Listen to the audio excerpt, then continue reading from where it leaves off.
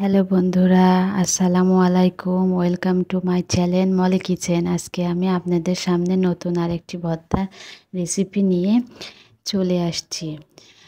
আজকে আমি কালো জিরা ভর্তা নিয়ে এসেছি। অনেক সময় কালো জিরা ভর্তাটা তিতা হয়ে যায়। তিতা ছাড়া কিভাবে কালো জিরা ভর্তা করা যায় সেই রেসিপিটা নিয়ে আমি আপনাদের সামনে এসেছি। আর কালো জিরা আমাদের শরীরের জন্য অনেক উপকারী, রেগুলার খেলে আরও ভালো হয়। কালো জিরাটা আমি একটুখানি ভেজে নেব। কালো জিরাটা অল্প কিছুক্ষণ আমি চুলাতে ভেজে নেব। ভেজে বেশিক্ষণ ভাজা যাবে না, অল্প একটু ভাজে নিয়ে নেব। তারপরে কড়াইতে তেল দিয়ে দিয়েছি। তেলটা দিয়ে আমি পেঁয়াজ আর রসুনটা ভেজে নেব। পেঁয়াজ আর রসুনটা আমি ভেজে নেব।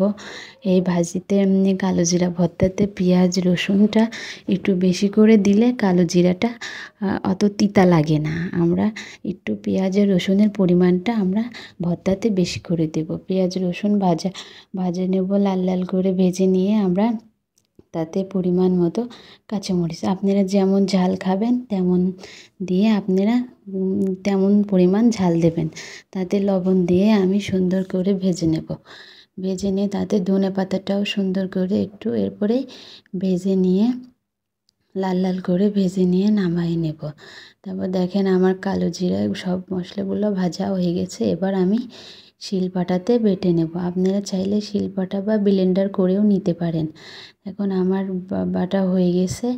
এবার আমি পেঁয়াজ রসুন ধনেপাতা কাঁচামরিচ আছে সেটা দিয়ে আমি সুন্দর করে মাখায় নেব। মাখায় নিয়ে আগে থেকে তো আমি লবণটা দিয়েছি, সেজন্য লবণটা আমি দিব না।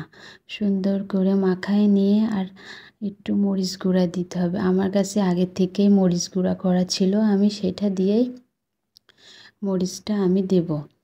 আগে সুন্দর করে মাখায় নেব। মাখায় নিয়ে আগের থেকে গুঁড়ো করা মরিচটা আমি দিয়ে দেব।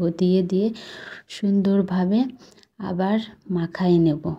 হাত দিয়ে সুন্দর করে মাখায় নিয়ে দেখুন সুন্দর করে মাখায় নিচ্ছি। আপনারা যে যেমনভাবে গুঁড়া করতে পারেন, আপনারা একদম মিহি করে গুঁড়া করতেও পারেন, আবার আপনারা একটু দানা দানাভাবে গুঁড়া করে রাখতে পারেন, যে যেমন খায়।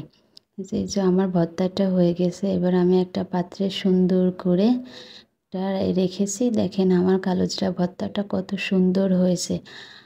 ভর্তাটা সুন্দর করে আমি প্লেটে বেড়ে নিয়েছি। দেখেন কত সুন্দর লোভনীয় লাগছে ভর্তাটা। আপনারা বাসায় এমনভাবে তৈরি করে দেখবেন, তিতা ছাড়া কত সুন্দর করে ভর্তাটা তৈরি হয়ে গেছে। আপনারা আমার পাশে থাকবেন। ধন্যবাদ।